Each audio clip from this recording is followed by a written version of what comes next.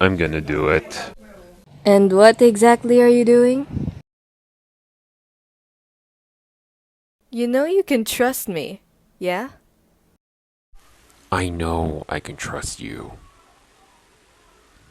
But that's exactly why I can't bring you into this. What the Order is going to face, we would never forgive ourselves if people got hurt, if innocents got hurt because of us. What we are going to face is something dangerous. He's dangerous. We can't let others get in our way, or rather get hurt. We would never forgive ourselves. So, you have to be safe. It's the only way. I'm sorry.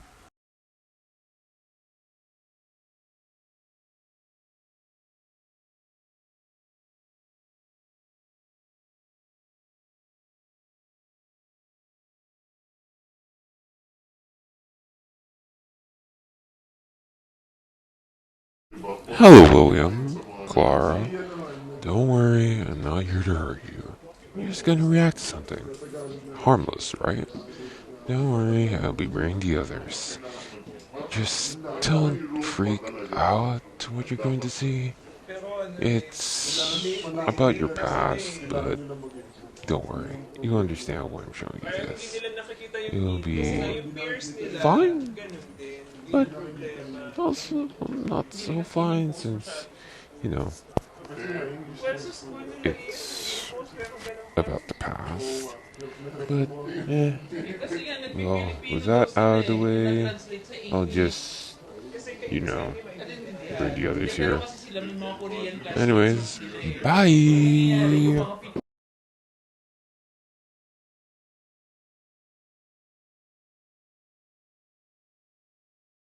Hello, everyone.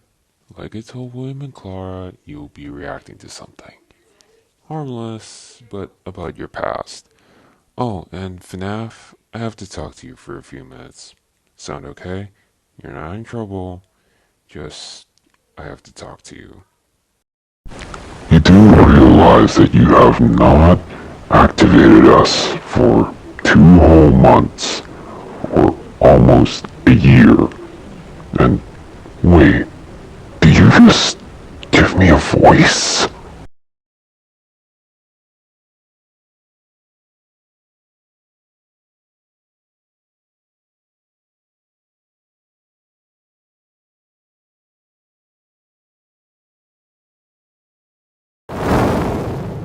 Hello Internet, welcome to Game Theory, and officially page 7 of the FNAF timeline script. Last time we covered the origins of Freddy's. We talked about William Afton's childhood dream project of making a singing bear come to life, and the infuriating moment that his dream is copied by a rival restaurant franchise looking to steal away his success. The merger of the two franchises results in William meeting Henry, a brilliant designer with a knack for robotics. Working together, they make Fredbear's flourish, spawning popular Saturday morning cartoon shows, toy lines, and spin-off restaurants under the Fazbear name. When last we left him, Afton was thriving, the world of robotics opening his eyes to new and exciting ways of bringing characters to life. Bringing things to life, yeah, that was his core driving force, his passion. And it was this very passion that would mutate, twist, and morph from here on out in the story. Because with life, there is inevitably death. Something that Afton would become intimately familiar with. But before Afton acquaints himself with death, Bear's Family Diner and the newly opened Freddy Fazbear's Pizza. Together, William and Henry had been able to take the hybrid suit idea and make it into a reality. They called their new invention the Springlock suit, and fittingly enough, it was symbolic of the partnership between these two men. A human suit as designed by William that could become a freestanding Henry-style robot. But because it was still new tech with kinks to work out, the rollout was limited, restricted only to the Fredbear's Family Diner location. All of this meant that William was busier than ever. He didn't have time to be a full-time parent, so he designed a nanny cam system where cameras and speakers were hidden throughout the neighborhood, as well as in his youngest son's favorite toy, Psychic Friend Fredbear. I mean, plushy Fredbear. But since cameras just weren't enough to raise a kid, he also left childcare duties to his eldest son, Michael. There was just one problem with that. Michael was far from the best babysitter. He tormented his younger brother by jump-scaring him with a Foxy mask and constantly left him behind. William watched all of it from his cameras, Kids would be kids. Tomorrow was another day, after all. Except Michael's torment didn't stop. Bitter, angry thoughts would run through Michael's mind. Why did he have to be the one to take care of this whining crybaby all the time? It just wasn't fair. It was time that he got even with his brother by playing the ultimate prank. A prank that just so happened to be on this crying child's birthday. He and his friends would take his scared little brother and make him do the one thing that he was terrified of doing, getting close to the animatronics. That would be embarrassing for the kid that was such an embarrassment to him. His brother squirmed, screamed, kicked, and fought, but just as they were putting that small, squirming boy up to Fredbear's lips, the mouth snapped shut. The sensitive spring locks inside the body had been triggered by the boy's movements, and they'd immediately clamped down. The wriggling stopped. The boy went limp, but it was just a prank. It was meant to be funny. The boy was taken to the hospital and was immediately given an IV. Flowers and pills filled the nightstand next to his hospital bed, but the damage was too severe. He couldn't recover. As the younger brother's consciousness began to fade, he could hear Michael's last words, a small and flimsy apology. But his father, Williams, through the voice of the Fredbear plush, were a firm and committed promise to a dying son. You're broken. I will put you back together. This would not be the end. No matter what, William's son would live again. It would just take time. Time that, right now, he just didn't have. His young son's heart flatlined as the boy faded into the inky unknown of the afterlife. In the aftermath of the tragedy, changes started happening around the restaurants. Kids were now required to wear security wristbands to prevent anyone from getting outside without parental permission. Any kid who approached the exit without permission would have to answer to the security puppet, a marionette on strings that could fly around on rails across the restaurant to stop kids in their tracks. It was William's idea, inspired by Michael constantly leaving the restaurant without his brother. In the wake of Fredbear's spring lock failure, all the hybrid suits were getting retired, locked away at the nearby Freddy Fazbear location. It was yet another tough pill to swallow after all the hard work that he and Henry had put into them. William would eventually bury the boy's small body in a remote location out in the woods right alongside his drive into and out of work every day. The death of this little boy sent the family spiraling. His wife, crippled with grief, was so distraught that all she could do was sit and watch TV. But his son Michael was far worse, complaining of seeing hallucinations of a golden bear standing outside of his window. The boy was so racked with guilt that he was convinced that he was being haunted by the ghost of his brother stuck inside the suit that took his life. The suit's three-toed feet digging into the wet earth. The words, "It's me," ringing through Michael's ears. Some nights, Michael would even go so far as to break out of his room to check the gravesite and ensure that his brother was still there. As for William himself, he disappeared into his work and his drinks. Junior's, the local bar, wasn't far from his son's gravesite. He found himself going there more and more frequently, spending longer and longer amounts of time there. The bar gave him a place to think, to remember, to reflect and stew on how Henry had stolen his idea for an animal-themed restaurant, how they'd cut his character out of the cartoon when everyone else was there, how Henry had humiliated him by buying him out of bankruptcy, and now there was his son. Henry had taken his son from him. The robotic part was the part that failed, after all. William ordered one more drink, but it was one too many. The bar turned him out and told him to go home. But William didn't go home. Drunk and angry, William raced back to the restaurant to give Henry a piece of his mind, only to find someone else waiting. Henry's daughter, Charlie, locked outside of the building, bullies laughing at her through the window. Fine, some other problem to fix. But then Afton got an idea, a beautifully awful idea. This was his chance to get back at the man that had humiliated him all those years ago. Henry had killed his business, and now Henry's robotic suit had killed his son. It was time for William to do some killing of his own. Let Henry feel what it's like to have something you love get ripped away. While parties continued inside the walls of the pizzeria, William attacked Charlie in the back alley. It felt good. He felt free. The years of resentment and bitterness trapped in his heart finally released in a moment of pure unapologetic evil. He would make Henry hurt like he hurts.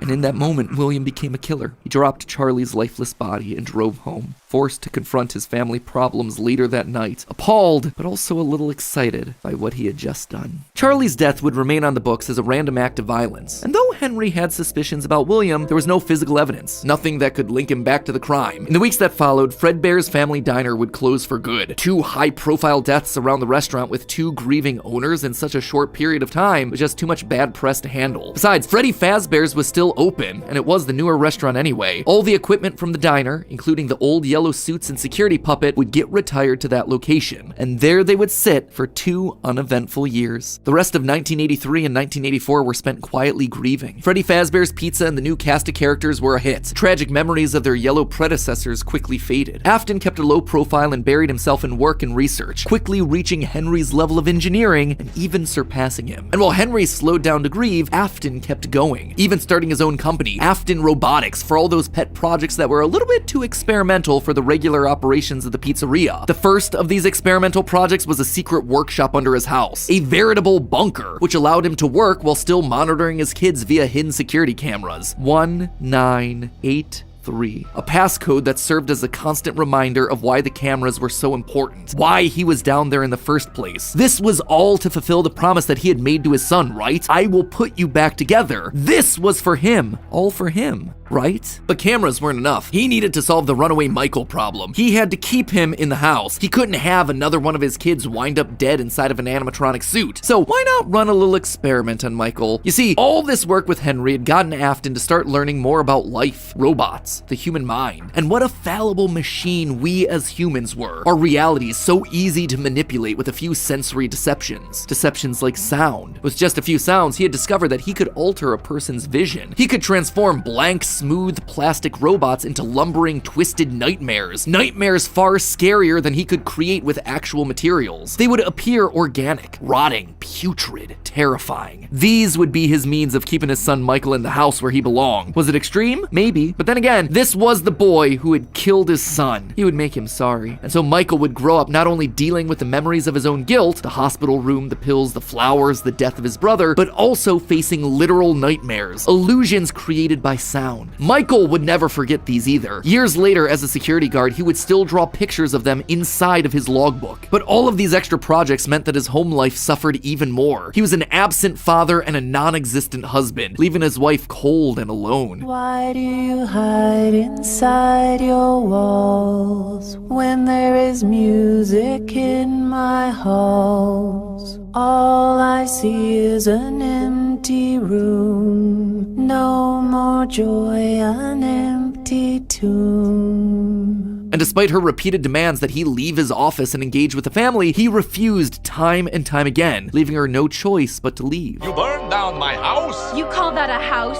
It was like a morgue in there. You need to see your son. The baby isn't mine. Well, how's this? I'm keeping the diamond ring. And through it all, there was one lingering feeling. William wasn't done. He had gotten a taste of what it felt like to be unleashed, what it felt like to be free. Charlie's murder had unlocked something in him, and he wanted more. June 26th, 1985. Putting on the golden Bonnie suit, he lured children one by one to the back room of the pizzeria when no one was looking. At first, he was cautious. He would lure them with promises of cake and cookies. He told them that their dog had died. He would ask for help with homework. Susie was the first. You never truly forget your first. I was the first. I have seen everything. But where to hide the bodies? He couldn't sneak out. Someone would see him. He had to hide them in a place where they'd never be found and where they'd never leave the building. They had to be stuffed inside of the suits. No one maintained those things anyway except for him. And so Susie would go into Chica. Fritz, Jeremy, and Gabriel would come next. But it was easy. It was too easy. And with each little life he snuffed out, his lies got bigger. Their house was burning. They're just being kidnapped. Until the last one where all pretense was off. He let himself get violent. Too violent. I'll just wait for him after school, throw a bag over his head, hit him with a shovel, and drag him into the back of my car. The body of Cassidy was far more bloody and broken than any of the others. He'd let himself go too far. That one he shouldn't have killed. With no more active animatronics left, he shoved the body into the one suit that remained backstage. The long-forgotten yellow Fredbear, now broken and discolored with age. Broken, like Cassidy was broken, like his son was broken. Newspapers reported on this disappearance, naming the whole thing the missing children's incident. Police would even charge William with the crimes after finding security footage of the golden mascot suit luring kids to the back, but they couldn't convict him. They had no bodies and his face had been hidden behind the mascot suit the entire time. What they had was circumstantial at best, and so he walked away a free man. But Henry knew the truth. In these murders, he saw his daughter Charlie all over again, so he threw Afton out of the company and shuttered the doors to the old pizzeria. Pizzeria. Henry would keep the franchise quiet for 2 years. This would not happen again. This could not happen again. How could he protect the kids? Finally, he developed a solution. He would implement an even more extreme security system in the form of new animatronics, toy animatronics, inspired by the toys that they had been selling years ago. But these guys, these were special. They were a new breed of robot with facial recognition abilities. But most importantly, they're all tied into some kind of criminal database so they can detect a predator a mile away. All the original animatronics, now withered with age, were moved to the new location. With a plan in place, it was time to try once more. The year was 1987, and the new and improved Freddy Fazbear's Pizza was making headlines in local newspapers. Headlines that just so happened to catch the attention of William Afton. Freddy's was back, and without him? That was his idea, his character. Henry was, yet again, trying to cut him out of the picture. No. As long as these restaurants stayed open, William would always come back. Then he noticed the phone number to apply at the bottom of the article. $100 a week to apply, call. Afton would go back, not as an owner or co-founder. He would go back in the one place that they would least suspect him, a lowly day shift security guard. And there it was. Buried in the back of parts and services, mixed in with the old withered animatronics, was the golden rabbit. With the yellow security badge still on his chest, he used his crank to pull open the spring locks. It was time for Bonnie to give an encore performance. Someone used one of the suits. We had a spare in the back, a yellow one. Someone used it. Now none of them are acting right. From what I understand, the building is on lockdown. No one is allowed in or out, especially concerning any previous employees. When we get it all sorted out, we may move you to the day shift. A position just became available. 1987, 5 more kids. He didn't know what felt better, getting back into the suit after 2 long years of waiting, or knowing how devastating this would be to Henry the next morning. He didn't even try to hide his crime this time, just meant more blood on Henry's hands. He'd failed to protect the kids again. The restaurant had only been open for a few weeks, but William was sure that this would get it to close. Good, if he couldn't have Freddy's, no one would. Whenever a new pizzeria opened, he would be there. But as he sat in his bunker, something else started to linger in William's mind. He had seen something strange. The old withered animatronics, they had been wandering around the building, spurred on by the puppet. It was almost like those old robots were trying to save the kids. Save them? They couldn't, obviously, but still, how were they moving? It was almost like they had been given life somehow. Did he have something to do with that? The following day, the news would report a security guard getting bitten by one of the animatronics during the day shift. Was that bite meant for him? William's curiosity was stronger now than his bloodlust. He had to learn more, but how? There was no way he'd ever be able to get inside another Freddy's Pizzeria. Heck, there was practically no way a Freddy's would ever open again. He needed to create something new, something brand new. He needed to create his own pizzeria. Due to the massive success, and even more so the unfortunate closing of Freddy Fazbear's Pizza, it was clear that the stage was set, no pun intended, for another contender in children's entertainment. Circus Baby's Pizza World. This would be the place where he could continue his work. No longer just murdering, experimenting. He needed more kids, and he needed them alive. And knowing that he couldn't show his face on the restaurant floor, he needed a way of remotely capturing his victims and preserving them for his work. With that goal in mind, he designed a new breed of animatronic. Their endoskeletons fluid and flexible. He equipped them with sound lures that could mimic voices. They could isolate children. They could incapacitate and contain them with zero direct input from him. It was brilliant. He was brilliant. Far beyond the simple bars and wires of Henry's designs. And the characters he chose for this were uniquely his. His new roster wasn't going to be tainted by Henry's disgusting barnyard bird. Instead, it was back to his characters, his creations, Freddy, Bonnie, Foxy, as well as 2 special ones. The first, Ballora, was an homage to the woman who left him. Now she would never leave him again. The second, the titular baby, was designed with his baby in mind, Elizabeth, his youngest child. She would always be Daddy's little girl, the one that listened to him, the one that obeyed, until the day that she didn't. Daddy, why won't you let me play with her? She's so pretty and shiny. Didn't you make her just for me?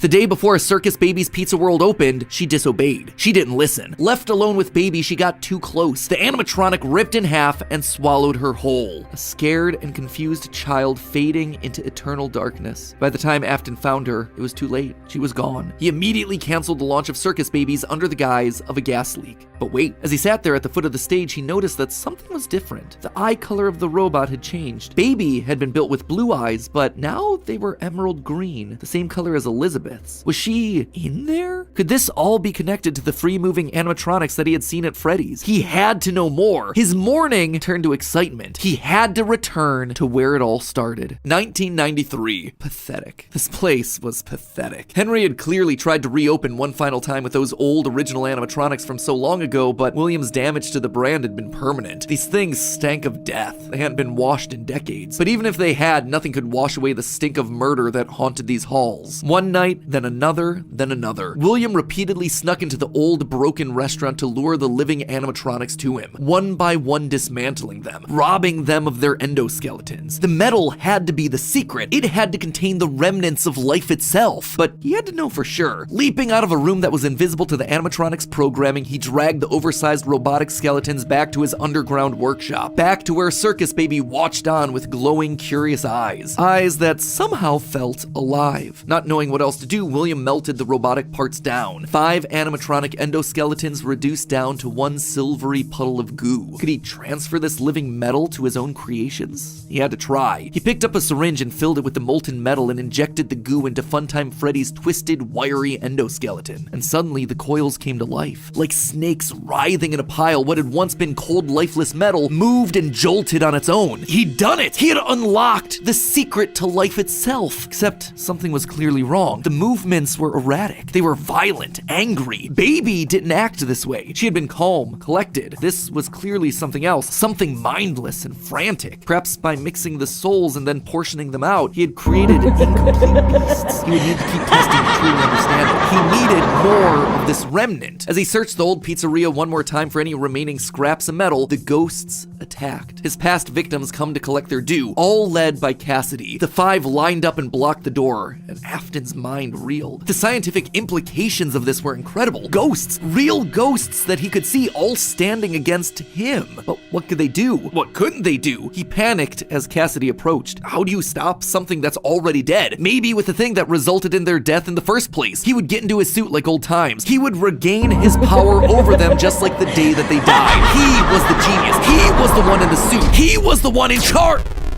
The spring lock snapped into place. Maybe it was his frantic movements. Maybe it was the leaky abandoned restaurant. Maybe it was just fate coming to collect its due. He didn't know. The only thing he did know was that his brain was suddenly filled with searing white-hot pain as hundreds of metallic pins and gears stabbed into his body from all sides. All he could do was collapse, blood slowly oozing out of the suit and pooling onto the floor around him. It couldn't end like this. It wouldn't end like this. His work was unfinished. Unable to move, his only option was to survive, to live, to keep living. It took days lying in his own blood, but eventually someone found him, a security guard making a normal report. When he saw the animatronics torn apart in the middle of the party room floor, it caused him to file an immediate report of a break-in. An owner would have to come in and claim the damage, and who else would it be other than Henry? Hope jumped in Afton's heart. Henry would see him. They were partners after all. He would be the one to help save him, to get him out of this suit, to relieve him from this tremendous pain. Henry entered the secret room. His eyes fell on Afton sitting there in the pool of red, and Henry, saying nothing, turned and walked away. This is just to inform all employees that due to budget restrictions, the previously mentioned safe rooms are being sealed at most locations, including this one. Nothing is being taken out beforehand, so if you left anything inside, then it's your own fault. Management also requests that this room not be mentioned to family,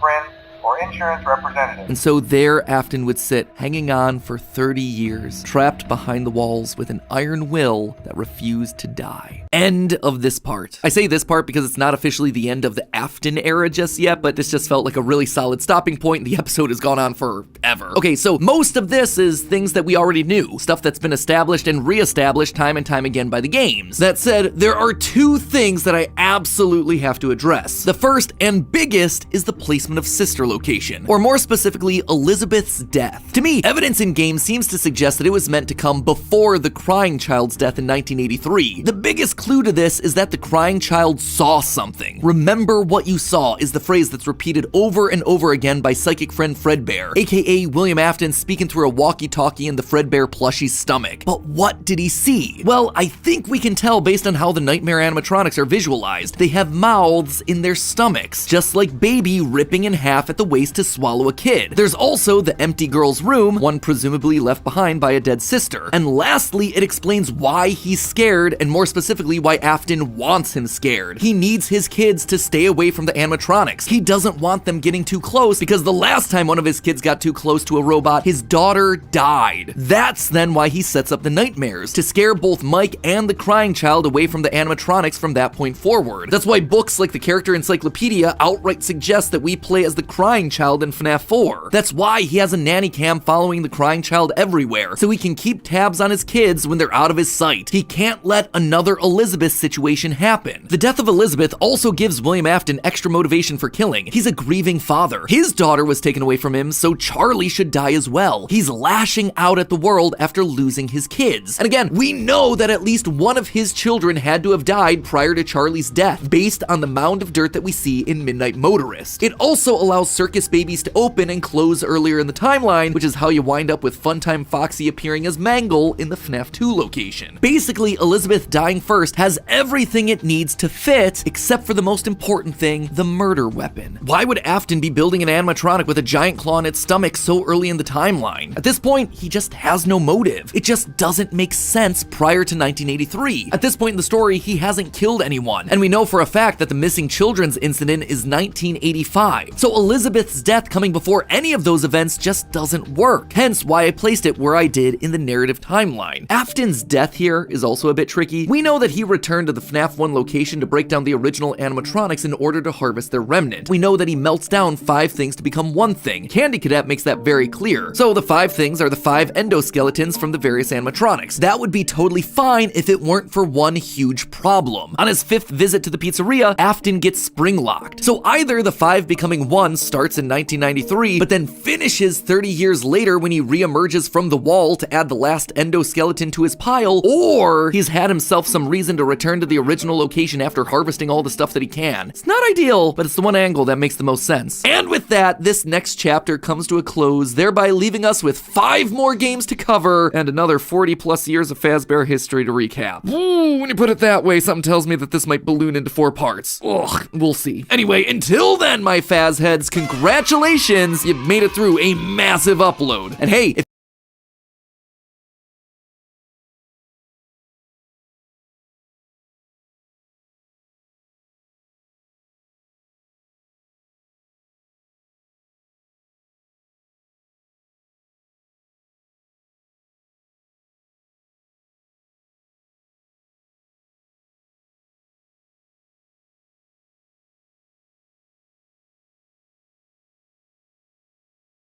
Okay, I know you're scared, but yes, I am Ramru Inashi.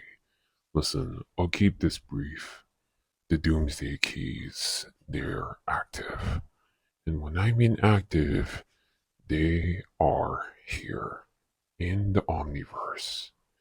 One can be found in a little multiverse, but I'm sure aware of it. You requested for the code for it, yeah? So I'll send you there. In return, you get to have the powers from those experiments that you were talking about. Deal or no deal?